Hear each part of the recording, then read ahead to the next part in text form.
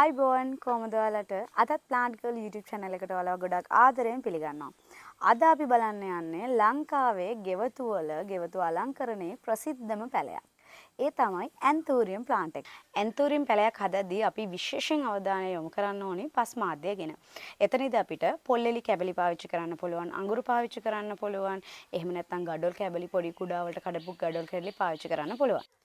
මේ වගේ පස් මාධ්‍යයක් පාවිච්චි කරන්න හේතුව තමයි මේ වගේ පස් මාධ්‍යයකදී අපිට මෙයාගේ ඔක්සිජන් ප්‍රමාණය ඇතුළට යන එක වැඩි කරනවා. ඒ වගේම ජලය රඳවා ගන්නවා. අනවශ්‍ය ජලය මෙතනින් පෙර හරිනවා. ඒ වගේම තමයි මෙයාගේ ඒ කියන්නේ මුල් විහිදෙන්න උදව් කරනවා මේ වගේ පස් මාධ්‍යයක් එකතු කරගත්තාම.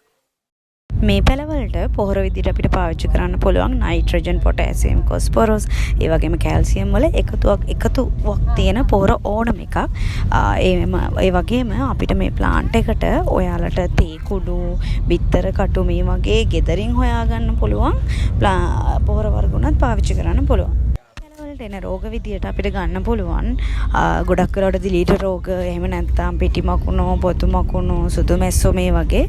නමුත් ඒවටත් අපිට දාන්න පුළුවන් බෙහෙත් වර්ග තියෙනවා. ඉතින් මේ පැලේ ඔයාගේ නිවසේ ලස්සනට ඉන්ඩෝ අවුට්ඩෝ මේ දෙකේම පාවිච්චි කරන්න ගන්න පුළුවන්. මේ වගේ වීඩියෝ තවත් බලන්න ප්ලාන්ට් ගර්ල් අපිව සබ්ස්ක්‍රයිබ් කරලා තියාගන්න අමතක කරන්න එපා. Thank you.